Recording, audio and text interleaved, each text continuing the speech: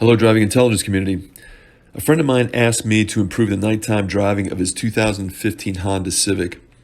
As with almost all cars, over time the headlight assemblies get scratched, cloudy, and oxidized, which dramatically reduces light output, creating a safety hazard.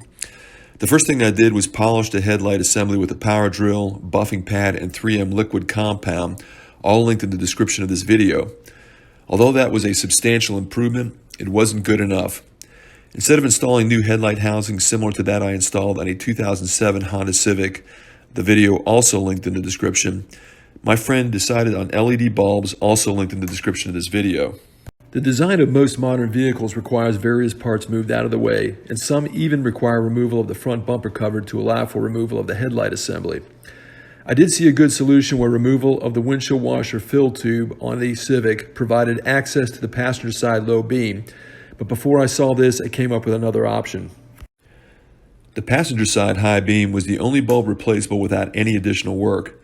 Both bulbs on the driver's side were replaceable by removing the battery, but the passenger side low beam was the bare. I was able to replace that bulb by removing the bolt securing the ABS pump and gently pulling the pump to the side, allowing me to squeeze my hand behind the pump to access the bulb. Worked without a hitch, but smaller hands would definitely be better.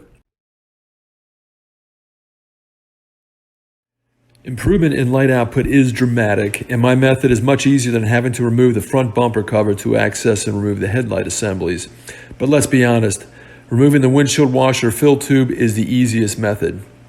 My friend is super happy with the results, and as mentioned, everything needed for this project is linked in the description of this video, including the video that shows replacement of headlight assemblies on a 2007 Civic.